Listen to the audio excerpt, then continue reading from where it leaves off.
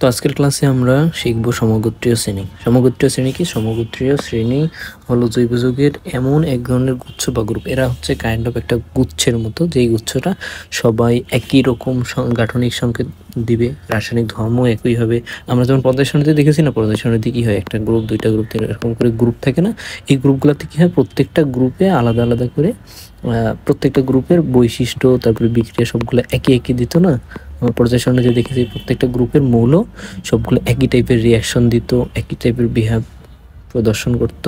তো এই যে সেম টাইপের এখানে হচ্ছে সমগোত্রীয় শ্রেণী হচ্ছে জৈব যৌগের এমন এক ধরনের, এরা হচ্ছে কাইন্ড অফ গ্রুপের মতো, যারা একই টাইপের তোমার বিক্রিয়া দিবে, রাসায়নিক বিক্রিয়া দিবে, একই টাইপের গঠন প্রকাশ করবে এবং একটা থেকে আরেকটা তোমার ডিস্টেন্স, ধরো একটা কার্বন যদি থাকে তাহলে CH4, দুইটা কার্বন হলে CH3 বন্ড CH3। এই যে দেখো এখানে কয়টা বাড়লো, কার্বন বাড়ছে একটা, হাইড্রোজেন বাড়ছে কতটা, দুইটা ছিল, এখন হচ্ছে 6টা। আগে কটা ছিল, 4টা ছিল, মানে দুইটা বাড়ছে, দুইটা হাইড্রোজেন, তার মানে বাড়ছে CH2।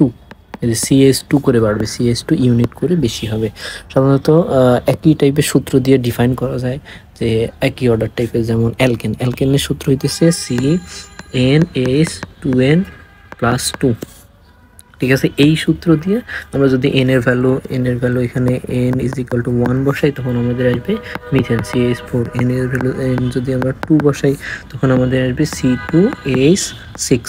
তো এভাবে কিন্তু প্রত্যেকটা মিথেন, ইথেন, প্রোপেন, বিউটেন এরকম করে একটা একটা করে বাড়তে থাকবে, বুঝছো? আবার আছে অ্যালকেনের সাধারণ সংকেত হচ্ছে CnH2n, মানে যতটা কার্বন থাকবে হাইড্রোজেন থাকবে তার ডবল। যেমন যদি কার্বন এর ভ্যালু হয় 1, তো হাইড্রোজেনের ভ্যালু হবে, হাইড্রোজেন নাম্বার অফ হাইড্রোজেন হবে 4, নাম্বার অফ হাইড্রোজেন হবে 4। তো এভাবে কিন্তু সমগোত্রীয় শ্রেণীগুলো কাজ করে একটার পর একটা। তো আশা করি সমগোত্রীয় শ্রেণী বা হোমোলোগাস সিরিজ বিষয়টা তোমাদের কাছে ক্লিয়ার হয়েছে। তো পরবর্তী পেজে যখন আমরা যাই, এখন আমরা শিখবো জৈব যৌগের নামকরণ। জৈব যৌগের নামকরণ কি?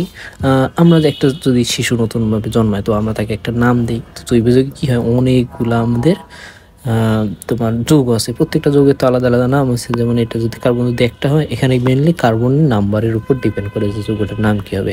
যদি একটা কার্বন হয় সেটার একটা নাম হবে, কার্বন যদি দুইটা হয় সেটার একটা নাম হবে, এমনভাবে নাম আছে। জৈব যৌগের নামকরণ হলো একটি পদ্ধতি যার মাধ্যমে প্রতিটি যৌগকে একটা করে নাম দেওয়া হয়, যেই নাম দ্বারা তার গঠন এবং বিশেষ ধর্মকে প্রকাশ করাচ্ছে। সে কেমন দেখতে, সে কি কি টাইপের বিক্রিয়া দেয়, ধর্ম কি, এগুলা। এখন জৈব যৌগের নামকরণ হচ্ছে দুই প্রকার, একটা হচ্ছে সাধারণ পদ্ধতি,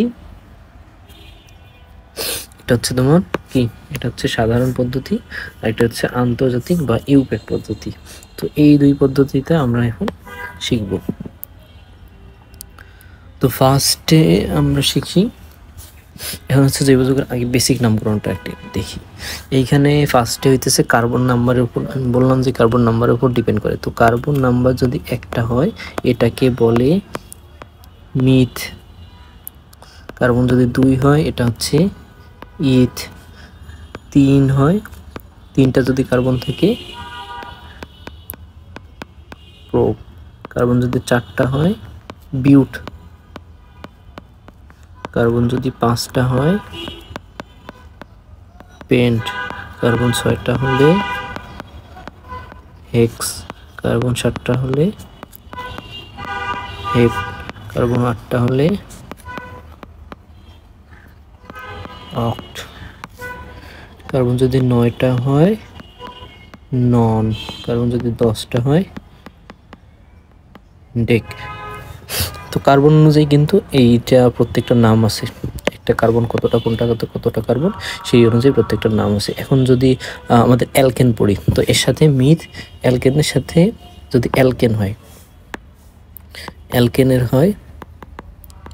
অ্যালকেনের ক্ষেত্রে এই নামের শেষে প্লাস হয় তোমার এন। তাহলে দেখো মিথেনের সাথে কি হবে, এন যদি যুক্ত হয় মিথেন, ইথ হলে ইথেন, প্রোপ হলে প্রোপেন, বিউট হলে বিউটেন, পেন্ট হলে পেন্টেন। এই যেখানে দেওয়া আছে মিথ হলে মিথেন, এগুলো সব কিন্তু অ্যালকেনের নাম। তো এগুলো হচ্ছে বেস, মানে একদম র মেটেরিয়াল। তো তো এর সাথে আমরা এন যুক্ত করলাম, তাহলে methane, ethane, propane, butane, pentane, heptane, hexane, octane, nonane, এরকম কিন্তু 10টা কার্বন পর্যন্ত দেওয়া আছে। ঠিক আছে, তো দেখো যদি আমরা প্রোপেন নেই, প্রোপেন মানে কত, প্রোপ মানে কি, কার্বন হচ্ছে তিনটা কার্বন থাকবে। আর এন যেহেতু যুক্ত করা হয়েছে, প্রোপেন প্রোপেন প্রোপেন বলা হয়েছে না, তাহলে এন যুক্ত করা হয়েছে, তার মানে অ্যালকেন, অ্যালকেনে কি হয়, অ্যালকেন, তাহলে অ্যালকেন হবে 3টা কার্বনের, তাহলে 3টা কার্বনের অ্যালকেন হবে CH3CH। ঠিক আছে, তো এখন পরবর্তী বুঝি, এখন হচ্ছে আইপ্যাক নামকরণের মূল ধাপগুলো। এখন আইপ্যাক বলতে কি হচ্ছে, এটা হচ্ছে একটা ইন্টারন্যাশনাল সংস্থা যেটা প্রত্যেকটা যৌগের নামকরণের একটা নিয়ম আমাদের স্ট্যান্ডার্ড করে দিয়েছে, সেই নিয়ম অনুযায়ী যৌগগুলো নামকরণ করা হয়। প্রথমত হইতেছে দীর্ঘতম কার্বন শিকল নির্বাচন করতে হবে। এখন দেখো একটা কার্বন শিকল, এটা CH3, CH2, CH2, CH2, আর ওইখানে একটা শাখা হলো CH বন্ড CH3। শাখা বলতে কি, যে একটা থেকে গাছের যেমন ডালপালা আছে না, এই যে ধরো একটা গাছ, এই গাছের এটা ডাল, তারপর আরেকটা ডাল, আরেকটা ডাল, এগুলো হচ্ছে গাছের শাখা ধরি না আমরা, এগুলো গাছের শাখা, তো এমন টাইপের। তো এখানে একটা শাখা যদি বের হয় CH3, এখানে হচ্ছে শাখা, তাহলে কটা শাখা হলো, এটা একটা শাখা, লম্বা একটা শাখা, এটা লম্বা একটা শাখা, এখানে একটা শাখা, 2টা শাখা। তো আমাদের নির্বাচন করতে হবে সবথেকে বড় শাখা কোনটা, এখানে কিন্তু সবথেকে বড় শাখা এইটা, তাহলে আমাদের এই সাইড থেকে কাউন্ট করা লাগবে। ঠিক আছে, তো এই সাইড থেকে কাউন্ট করা লাগবে। তো আমরা যদি এই সাইড থেকে কাউন্ট করি, তাহলে আমাদের এইটা হচ্ছে 1 number, 2 number, 3 number carbon, 4 number, 5 number. দেখো এখানে যদি আরেকটা দিই CH3, তাহলে দেখো এইটা হচ্ছে সব থেকে লম্বা শাখা, আর এটা হচ্ছে ছোট। যে দিক দিয়ে গেলে কার্বনের নাম্বার বেশি হবে সেই দিক দিয়ে আমরা যাবো। তো এই পাশে গেলে C7, 7টা কার্বন পাওয়া যায়, কিন্তু এখানে গেলে 6টা কার্বন, তার মানে আমাদের এই সাইড দিয়ে যাইতে হবে। ঠিক আছে, তারপরে হচ্ছে মূল শৃঙ্খলা নাম্বার দেওয়া, এই যে নাম্বার দেওয়া, মূল শৃঙ্খল বলতে যেটা সব থেকে বেশি হবে, বিকল্প শাখা বা উৎসের নাম লেখা। এখন বিকল্প শাখা, বিকল্প শাখা, এই যে আরেকটা শাখা আছে, তো এই শাখাটার নাম লেখা লাগবে। এই শাখাটা কত, ইথেন, সরি মিথেন, তাহলে মিথেন এখানে একটা শাখা আছে। ঠিক আছে, তারপর হচ্ছে কার্যকারী দলের নাম লেখা। এখন কার্যকারী দল, এখন কার্যকারী বিভিন্ন মূলক হতে পারে, যেমন OH মূলক আছে, তারপরে CHO মূলক আছে, COOH মূলক আছে, তারপরে বিভিন্ন ক্লোরিন যুক্ত থাকতে পারে, ব্রোমিন যুক্ত থাকতে পারে, আয়োডিন যুক্ত থাকতে পারে, এগুলোর নাম লিখতে হবে। তো তোমাদের এখানে খুব বেশি কিছু এখানে দেওয়া নাই, তো আমরা যদি একটু দেখি, সাপোজ CH3, CH2, CH3, এখানে ধরো OH দেওয়া আছে, এটা একটা অ্যালকোহল, এটা কিন্তু একটা অ্যালকোহলিক মূলক, এটা একটা অ্যালকোহলিক মূলক।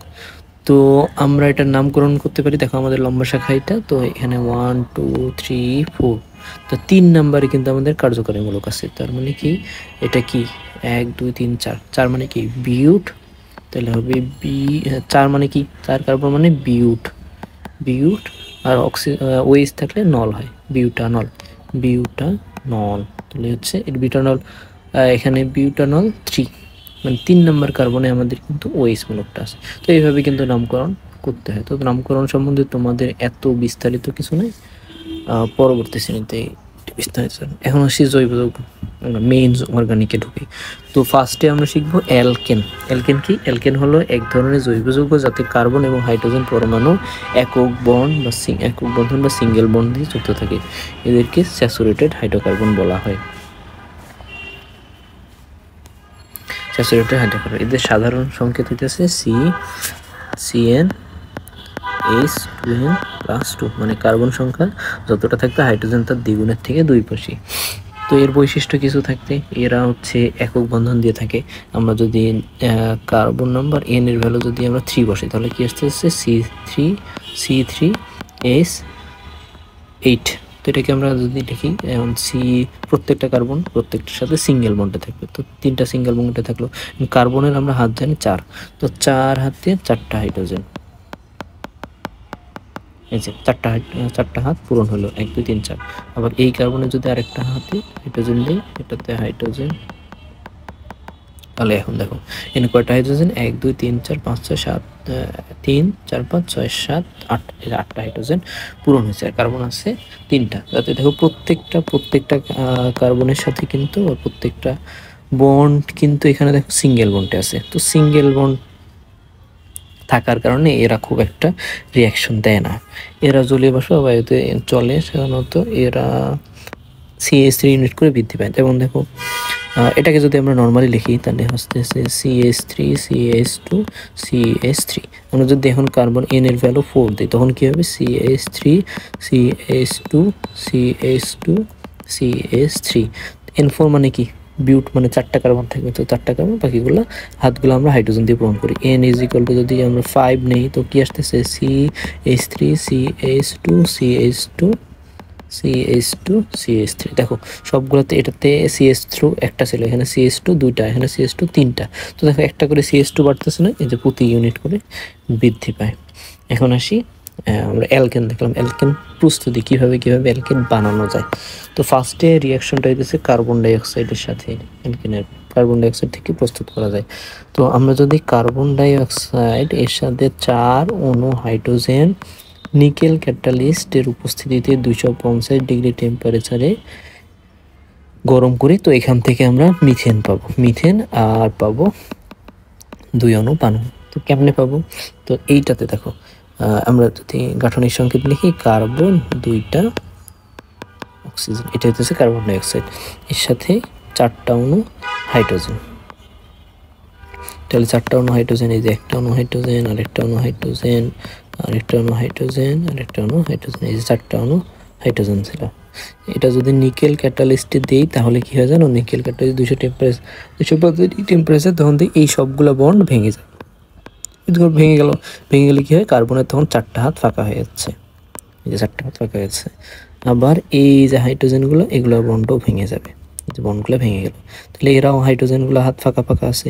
তো এই হাইড্রোজেনটা ধরো এখানে আসলো, এসে কি হলো, যে হাইড্রোজেন যুক্ত হলো। আবার এই হাইড্রোজেন এখানে আসলো, এই হাইড্রোজেন এখানে আসলো, এই হাইড্রোজেন এখানে আসলো, আসে এটা কি বানাইলো, এই যে CH4, এটা CH4 বানাইলো, ঠিক আছে। আর দেখো এখানে কিন্তু 4টা হাইড্রোজেনের 4টা হাত ফাঁকা আছে। আবার এখানে অক্সিজেনগুলো 2টা হাত ফাঁকা, একটা এটারও 2টা হাত, এটা 2টা হাত, 4টা হাত ফাঁকা, এরা সবাই তারপরে এই ভাঙা অক্সিজেনগুলো মিলায় পানি বানাইছে। কেমনে বানাইছে, ধরো একটা হাইড্রোজেন, অক্সিজেনের তো 2টা হাত ফাঁকা, এই যে 2টা ভাঙা হাইড্রোজেন আসে যুক্ত হলো, তারপর আরেকটা এখানে 2টা ভাঙা হাইড্রোজেন যুক্ত হলো, এরা মিলে পানি বানাইছে, 2টা অণু পানি বানাইছে। তো বুঝছো রিয়াকশনটা, তো এমনি কিন্তু এই রিয়াকশনটা হয়েছে।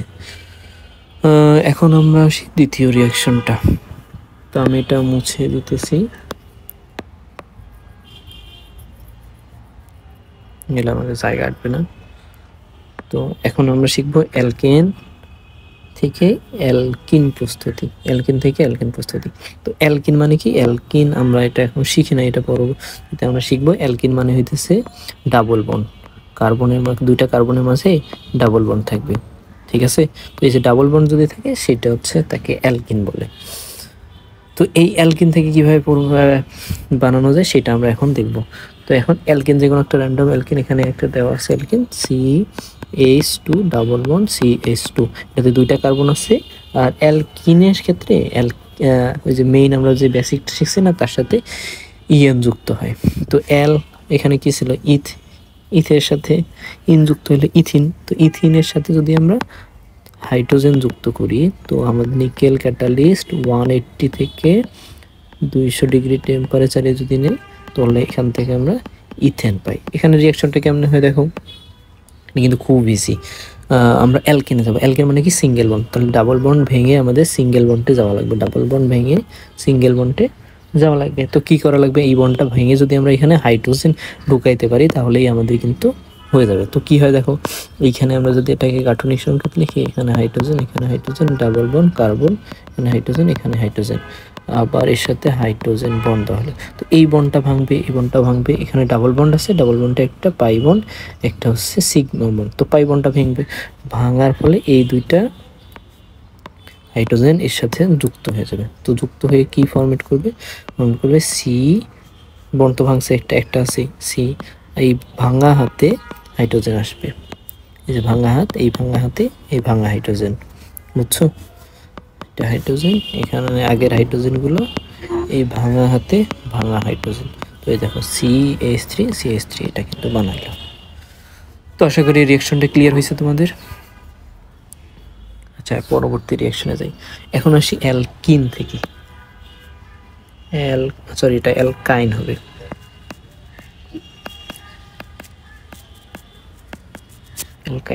এটা অ্যালকাইন হবে। তো অ্যালকাইন থেকে, অ্যালকাইন হচ্ছে ট্রিপল বন্ড। দুইটা কার্বনের মাঝে যদি ট্রিপল বন্ড বা তিনটা বন্ড থাকে সেটাকে আমরা অ্যালকাইন বলি। তো এটা দুইটা কার্বন আছে, তো দুইটা মানে কি ইথাইনের সাথে ইথাইন। তো ইথাইনের সাথে রিয়াকশন করবো, তাহলে CH2 ইথাইন এর সাথে যদি আমরা কি করব, এর সাথে আমরা দুইটা অণু হাইড্রোজেন যদি আবার সেম ক্যাটালিস্ট, নিটেল ক্যাটালিস্ট 180 থেকে 200 ডিগ্রি টেম্পারেচার যদি নেই, এখান থেকে আমরা ইথেন পাবো। তো দেখো তো এই রিয়াকশনের পার্থক্য কি? মেইন পার্থক্য হইতেছে এখানে তিনটা বন্ড ছিল, তিনটা বন্ডের মধ্যে দুইটা বন্ড ভাঙার ফলে সিঙ্গেল বন্ডে কনভার্ট হয়েছে, তাই না? তো এখানেই কিন্তু, তো আমরা যদি এই রিয়াকশনটা একটু বোঝার চেষ্টা করি, এখানে কার্বন তিনটা বন্ড আছে, একটা হাইড্রোজেন। আবার এখানে দুইটা হাইড্রোজেন আছে, একটা হাইড্রোজেন অণু আর একটা হাইড্রোজেন অণু, ঠিক আছে? তো এরা ভাঙবে। আর এখানে যেহেতু দুইটা তোমার পাই বন্ড আছে, পাই বন্ড দুইটা ভাঙার ফলে কি এরও দুইটা হাত ফাঁকা হবে, এরও দুইটা হাত ফাঁকা হবে। এই ফাঁকা হাত দুইটাতে কার্বনের ফাঁকা হলো হাত, আচ্ছা দাঁড়াও, হ্যাঁ ফাঁকা হয়েছে হাত। এখানে আরেকটা কার্বন, এরও দুইটা হাত ফাঁকা হয়েছে। আর আগের তো একটা অক্সিজেন হাইড্রোজেন ছিল, তাই না? এই ফাঁকা হাতে এই ভাঙা হাইড্রোজেনগুলো আইসা যুক্ত হয়েছে, এখানে আরেকটা যুক্ত হলো, এখানে যুক্ত হলো, এখানে যুক্ত হলো। তো আলটিমেটলি এটা থেকে বানাইলো CH3 বন্ড CH3। বুঝছো? আশা করি বুঝছো নাই? তো এইভাবে কিন্তু এই রিয়াকশনটা হয়েছে, শুধুমাত্র বন্ড ভাঙবে আর এই হাইড্রোজেনগুলো যুক্ত হবে, হ্যাঁ বাকিটা বানাবে। তো এখন আমরা দেখব ডিকার্বক্সিলেশন রিয়াকশন। ডিকার্বক্সিলেশন বলতে ডি মানে হচ্ছে বাদ দেওয়া, আর কার্বক্সিলেশন মানে এই যে কার্বক্সিল পার্টটা, COOH পার্টটা, এই পার্টটাকে কার্বক্সিল পার্ট বলে। এখানে সোডা লাইম বা সোডিয়াম হাইড্রোক্সাইড এবং ক্যালসিয়াম অক্সাইড দিয়ে কার্বক্সিলিক অ্যাসিড গরম করলে একটি কার্বন কমিয়ে আনে। এই রিয়াকশনে কি হয় দেখো, এখানে দুইটা কার্বন ছিল না, এখানে কার্বন ছিল দুইটা। তো দুইটা কার্বন রিয়াকশন করে সোডিয়াম হাইড্রোক্সাইড এবং ক্যালসিয়াম অক্সাইডের রিয়াকশন করলে একটা কার্বন বানাবে। তার মানে এই রিয়াকশনটা হইতেছে এমন একটা রিয়াকশন যে এই রিয়াকশনের মাধ্যমে কার্বন সংখ্যা কমায় দেয়, এই রিয়াকশনটা, ঠিক আছে? তো এই রিয়াকশনে কি হয় দেখো, এই রিয়াকশনে CH3 বন্ড COONA, এটা হচ্ছে সোডিয়াম স্টানয়েড। এর সাথে সোডিয়াম হাইড্রোক্সাইড ও ক্যালসিয়াম ক্যাটালিস্ট হিসাবে ক্যালসিয়াম অক্সাইড দিয়ে যদি তাপ বাড়াইতে থাকো, একটা কার্বন কমে যাবে। তো একটা কার্বনে অ্যালকেন হবে, এখানে কার্বন ছিল দুইটা, তার মানে এক কার্বনে অ্যালকেন হবে মিথেন, দুই কার্বনে অ্যালকেন হলে ইথেন হবে। আর দেখো এখন এইটুক পার্ট তো গেল, বাকি থাকে কি? বাকি থাকে এখানে সোডিয়াম বাকি আছে, হাইড্রোজেন তো এর সাথে যুক্ত, এখানে তিনটা হাইড্রোজেন ছিল আর এইটা হাইড্রোজেন এর সাথে গিয়ে CH4 বানাইছে। তো এখন বাকি থাকে সোডিয়াম দুইটা, তো সোডিয়াম এখানে একটা সোডিয়াম, এখানে একটা সোডিয়াম, এখানে একটা সোডিয়াম, এরা দুজন মিলে Na2, কার্বন আছে একটা, CO3 আছে তিনটা, CO3, এভাবে তোমার মাথায় রাখতে পারো। তো আমরা যদি এটা অন্য একটা রিয়াকশন দেখি, CH2 COONA, sodium hydroxide calcium oxide. এখানে দেখো, এখানে আমরা কার্বন নিছি 1 2 3 চারটা কার্বন নিছি, চারটা কার্বন, সোডিয়াম বিউটানয়েড, এর সাথে তাহলে রিয়াকশন কি হবে, একটা কার্বন কমে যাবে। তো কার্বন চারটা ছিল, এখন হবে তিনটা কার্বনের অ্যালকেন হচ্ছে CH3 bond CH2 bond CH3। এটা কি প্রোপিন হচ্ছে। এখন বাকি কি থাকতেছে, দুইটা সোডিয়াম দুইটা বাকি, Na2, C থাকতেছে একটা, CO থাকতেছে 1 2 3টা CO3, ঠিক আছে? তো এইভাবে কিন্তু এই রিয়াকশনটা হয়। তো পরবর্তীতে রিয়াকশন যাই, এখন হচ্ছে রিয়াকশন কিন্তু মানে প্রস্তুতি শেষ। অ্যালকেন কেমনি প্রস্তুতি হয়, এই কয়েকভাবেই প্রস্তুতি নর্মালি তোমাদের বইয়ে দেওয়া আছে। এখন হচ্ছে রিয়াকশন। আমরা একটুকে দেখলাম যে অ্যালকেন নর্মালি রিয়াকশন করে না, কারণ এই সবগুলো সিঙ্গেল বন্ড থাকার কারণে রিয়াকশন করে না। কিন্তু কিছু স্পেশাল কেসে এই রিয়াকশনগুলো দেয়। যেমন অ্যালকেনকে যদি তোমরা নর্মালি রিয়াকশন করবে না, কিন্তু ইউভি দিয়ে যদি ক্লোরিনের সাথে দাও, তেমন এটা কিন্তু রিয়াকশন করবে। যেমন তুমি যদি নর্মালি CH3 বন্ড CH3, এটা হচ্ছে একটা ইথিনকে যদি তুমি ক্লোরিন দিয়ে রিয়াকশন করতে চাও, এটা কিন্তু নো রিয়াকশন করবে না। কারণ হচ্ছে অ্যালকেন রিয়াকশন করে না নর্মালি, এরা প্যারাফিন হিসেবে কাজ করে, ঠিক আছে। কিন্তু যদি তুমি এখানে ইউভি দাও তাহলে কিন্তু রিয়াকশন করবে। আমরা এখন ইউভি মিথেনের সাথে ইউভি রিয়াকশনটা 4 ধাপে হয়, আমরা এখন শিখি। ফার্স্ট ধাপে হচ্ছে মিথেন। মিথেন কি CH4, CH4 এর সাথে যদি ক্লোরিন দাও, ইউভি দাও, ইউভি কিন্তু মাস্ট দেওয়া লাগবে। তো ইউভি যদি দাও তাহলে আমাদের রিয়াকশনটা হবে, এখানে ক্লোরিন কি, ক্লোরিনের একটা হাত ভাঙবে। এখানে মিথেনের হাইড্রোজেন কয়টা আছে, 4টা হাইড্রোজেন আছে, এই যে একটা হাইড্রোজেন, 2টা হাইড্রোজেন, 3টা হাইড্রোজেন, 4টা হাইড্রোজেন। তো এই যে ক্লোরিন একটা হাত ভাঙলো, মিথেন একটা হাত ভাঙলো, ভেঙে এই বাকি একটা এই ক্লোরিন আর হাইড্রোজেন মিলে তোমার বানাবে HCl। আর বাকি কি থাকতেছে, এই ক্লোরিনটা এখানে ভাঙা হাতে যুক্ত হবে। তো ভাঙা হাতে যুক্ত হলে কি হচ্ছে, সি আগের হাইড্রোজেন ছিল 3টা, ক্লোরিন এসে যুক্ত হলো নতুন, ঠিক আছে, প্লাস এখানে HCl হয়েছে। তো এই যে রিয়াকশন, ফার্স্ট রিয়াকশনটা। এখন আসি সেকেন্ড রিয়াকশন। সেকেন্ড রিয়াকশনে কি ছিল, ক্লোরিন ছিল, হাইড্রোজেন ছিল 3টা হাতে হাইড্রোজেন, একটা হাতে ক্লোরিন, আবার ক্লোরিন দিলাম, ইউভি দিলাম, ইউভি দেওয়ার কারণে ক্লোরিনটা ভাঙছে। এই যে ক্লোরিন ছিল এমন, এটি ইউভি দেওয়ার কারণে এদের মধ্যে ভাঙন সৃষ্টি হয়েছে। তার মানে এই ক্লোরিনটা আবার এই হাইড্রোজেনেও ভাঙছে, তো এরা আবার বন্ড করবে, এখানে HCl বানাবে। তো এখন এখানে থাকতেছে তোমার সি, এই হাতে তো আবার ক্লোরিন আসলো, নতুন ক্লোরিন আসলো, তো আগের ক্লোরিন, এটা হাইড্রোজেন প্লাস HCl বানাবে, HCl এই যে বানাইছি কিন্তু, বুঝছো। তো এমনি দ্বিতীয় ধাপটা শেষ হয়। এখন আসি তৃতীয় ধাপে। তৃতীয় ধাপে কেমন হবে, আগের ধাপে কি পাইছি, দ্বিতীয় ধাপে রিয়াকশনটাতে সি 2টা H, ক্লোরিন এর সাথে যদি আবার তুমি ক্লোরিন দাও ইউভিতে, তাহলে আবার আরেকটা হাইড্রোজেন বন্ড ভাঙবে, আবার ক্লোরিনের বন্ড ভাঙবে, তখন আবার তোমার হাইড্রোজেন, এটাতে ক্লোরিন ছিল, এটাতেও ক্লোরিন ছিল, এটাতে ক্লোরিন আসছে নতুন, প্লাস আবার HCl বানাবে। সেম রিয়াকশন আবার ঘটবে পরবর্তীতে। এখনও কিন্তু একটা হাইড্রোজেন আছে, এই হাইড্রোজেনটাও প্রতিস্থাপিত হবে। তাহলে সি হাইড্রোজেন, এই যে এই হাইড্রোজেন, আবার যদি ক্লোরিনের সাথে ইউভি দিয়ে রিয়াকশন করো, এই হাইড্রোজেনটা প্রতিস্থাপিত হবে। তাহলে কার্বো ক্লোরিন, এই হাইড্রোজেনও ক্লোরিন আসলো, প্লাস HCl, বুঝছো। এখন কি এটার কোনো রিয়াকশন দিবে, এটা কি আর কোনো রিয়াকশন দিতে পারবে না, কারণ কি এখানে আর কোনো প্রতিস্থাপিত হাইড্রোজেন নাই। তো এই পর্যন্ত এই রিয়াকশনটা শেষ হবে, ঠিক আছে। আশা করি এই রিয়াকশনটা তোমরা বুঝছো। পরবর্তীতে আসি, এখন হচ্ছে অ্যালকেনের অক্সিজেনের সাথে রিয়াকশন। অ্যালকেন হচ্ছে নর্মালি গ্যাস, আমরা তো বলি এটা দহন রিয়াকশন। দহন মানে জ্বালানো মানে অক্সিজেন দিয়ে ইয়ে করা। তো এইখানে দেখো কি হয়, আমরা যে রান্নার গ্যাস বা মিথেন গ্যাস ব্যবহার করি, এটা বায়ুর অক্সিজেনের সাথে যদি আমরা রিয়াকশন করাই বা আগুন ধরাই, তাহলে আমাদের কার্বন ডাইঅক্সাইড হবে, পানি হবে, আর তাপশক্তি হবে। তাপশক্তি যেটা আমরা রান্নার কাজে ইউজ করি, ঠিক আছে। তো দেখো এখানে কেমনে হয়, অক্সিজেন মিথেন মানে কি সি, এখানে একটা এইচ এর সাথে অক্সিজেন যুক্ত হবে, তার মানে O2 2টা আছে, ঠিক আছে। তো এখানে কার্বনের বন্ডগুলো সবগুলো ভাঙবে, এখানে অক্সিজেনের বন্ড ভাঙবে। তো 2টা অক্সিজেন, এখানে 4টা হাতে 2টা অক্সিজেন যুক্ত হয়ে কার্বন, এই পাশে 2টা হাত পূরণ করলে অক্সিজেন দিয়ে, এই পাশে 2টা। এখন থাকতেছে কি, হাইড্রোজেন থাকতেছে 4টা, ভাঙা অক্সিজেন থাকতেছে 4টা, এরা মিলায় তোমার পানি বানাবে। এই যে OH আর একটা হাইড্রোজেন, প্লাস এনার্জি হবে, সেই এনার্জিটা আমরা রান্নার কাজে ব্যবহার করি, ঠিক আছে। তো রিয়াকশনটা কিন্তু মেইনলি এভাবেই হয়। তো আশা করি বুঝছো। তো আজকের ক্লাস এই পর্যন্তই। সবাইকে তোমাদের ওকে, নেক্সট ক্লাসে দেখা হবে। পরবর্তীতে আমরা অ্যালকেন সম্বন্ধে আলোচনা করব।